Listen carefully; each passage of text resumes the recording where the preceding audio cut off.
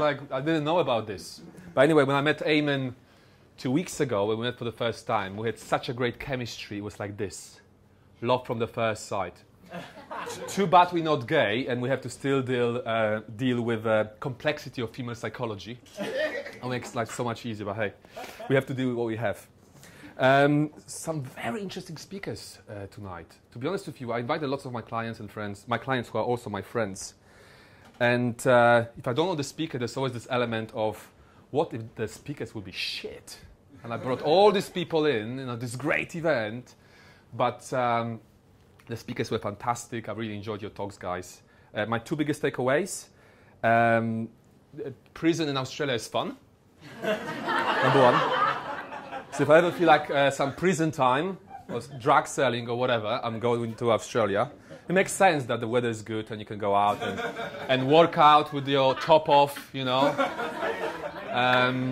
So that's number one. Number two, no hot pants in the jungle. Oh yeah, and the third takeaway, do never ever try to go and climb Kilimanjaro. Like, you didn't, where is he?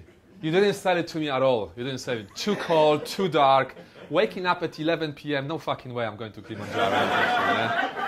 So next time if you try to pitch the Kilimanjaro, maybe I can coach you on it a little bit so you can pitch it slightly better, because I was like on the no side, but now I'm like definite no side.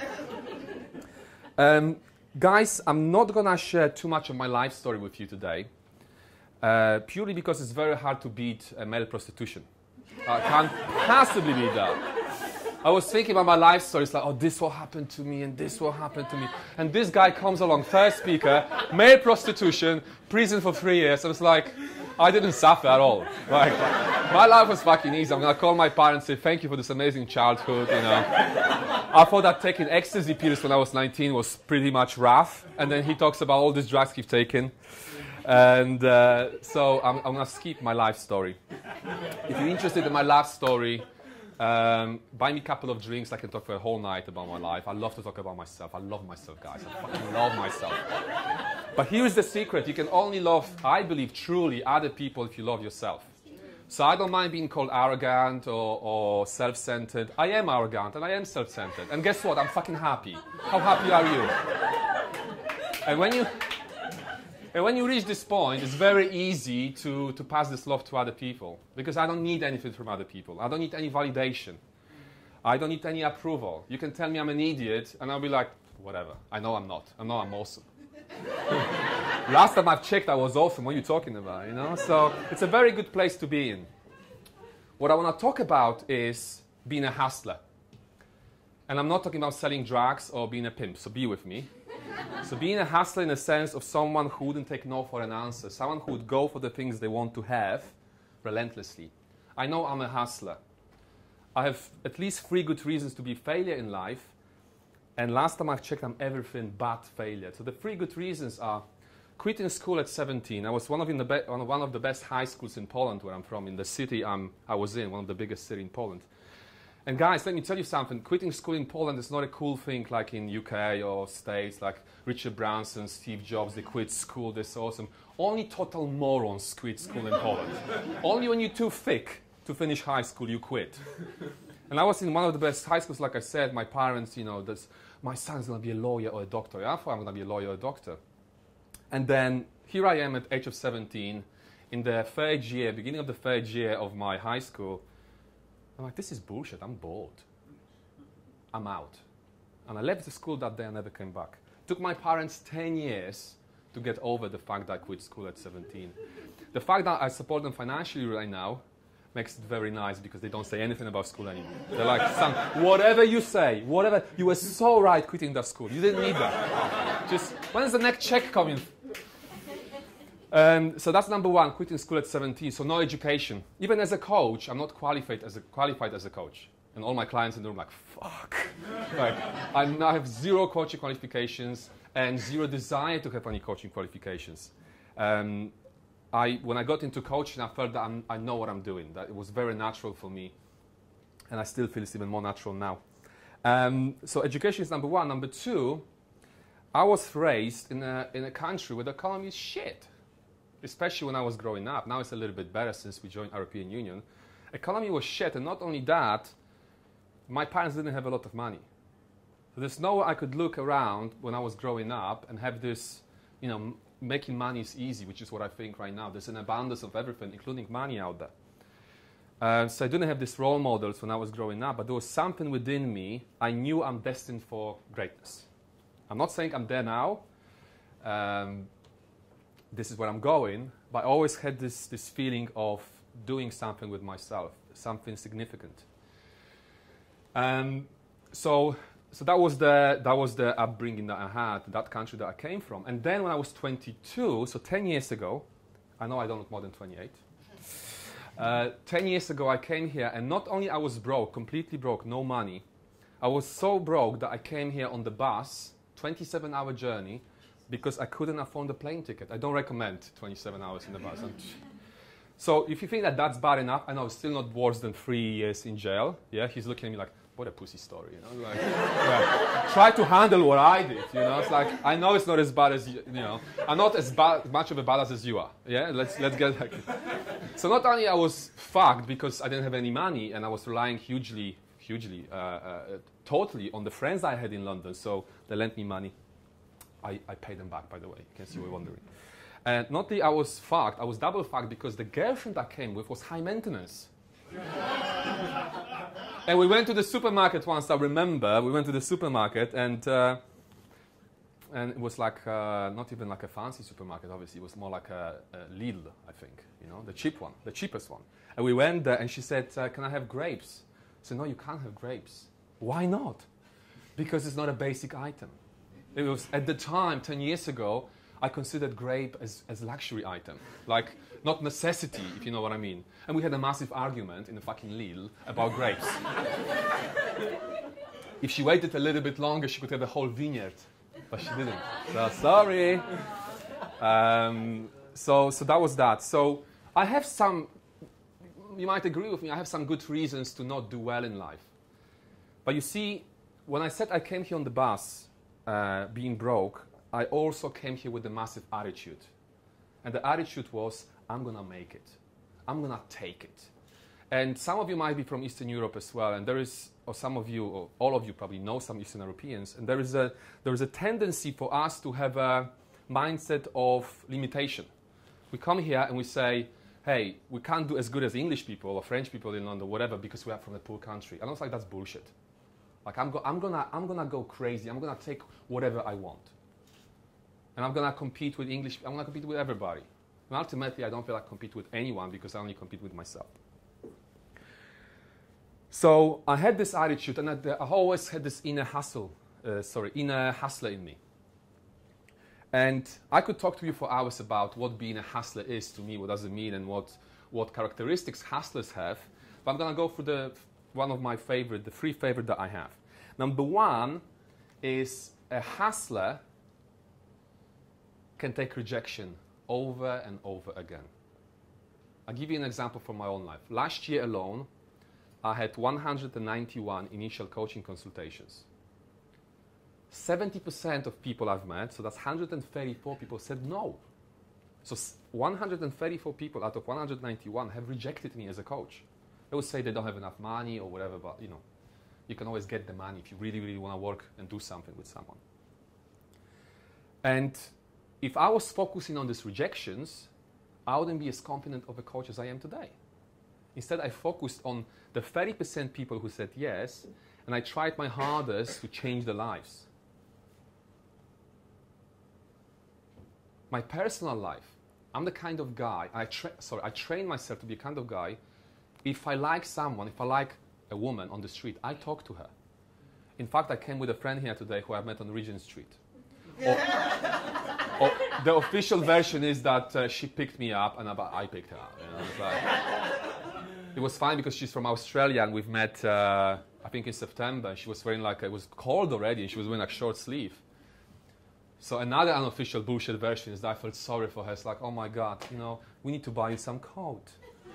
and that's how we've met. So I'm the kind of person who just goes for it. I've made bullshit stories that we keep telling ourselves as to why we shouldn't try again, right? There's no shortage of stories that we can tell ourselves. But when you take this rejection of any particular kind, and Anthony Robbins, the big guy in personal development, said that rejection is a feedback. The failure is it's a feedback. That's the feedback that I get. Okay, she's not interested in going on a date with me. Maybe because she's pregnant. Yeah? Yeah? So I got to the point because you see, we are the masters of our minds. And the way we speak to ourselves is the most important thing when it comes to success. Not how we speak to other people, which is very important. Not the IQ, EQ, none of this. It's how we speak to ourselves. So guess what? I wake up in the morning. I'm going to brush my teeth. And this is the kind of thoughts that go through my head. Fucking hell, I'm awesome.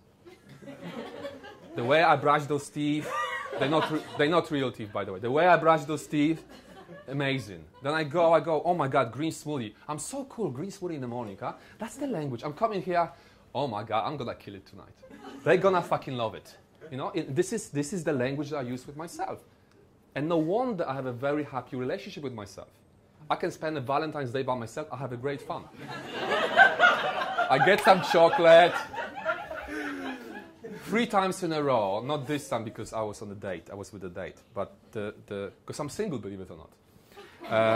All the applications can be sent to my email address, by the way, as long as you're not pregnant. So 3 times in a row, and I only realized it was 3 times in a row because a friend told me, Michael, you just posted the same status, Facebook status 3 times in a row, and I said, happy Valentine's to the most important person in my life, myself.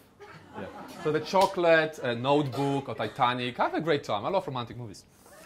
And so guys, the ability to take rejection and not seeing rejection over time is not that easy at the beginning, right? It's one of the things that's easier said than done. But it's just the feedback. It's just somebody saying, hey, Michael, thank you for this consultation. They say something else, but what I read now is like, thank you for this consultation, but you're not the right person for me. No matter who you are and what you do and how you do it, you will not be right for every person you go on a date with, obviously, or every person you have a business conversation with. There's no way. Especially when you're like me, people will either love you or hate you. There's no like, oh, Michael, who's Michael? No, because you get remembered. So be yourself, go with it, this is who I am. This is the kind of jokes I like to make. Take it or leave it. This is the message to the world. Take it or leave it. And just take rejection, keep going. So that's number 1. Number 2, the real hustler is not afraid to ask for help. And that's especially for men because we have the fucking male pride. It's like, I'm man enough. I don't need a life coach. I don't need a personal trainer. I know how to train.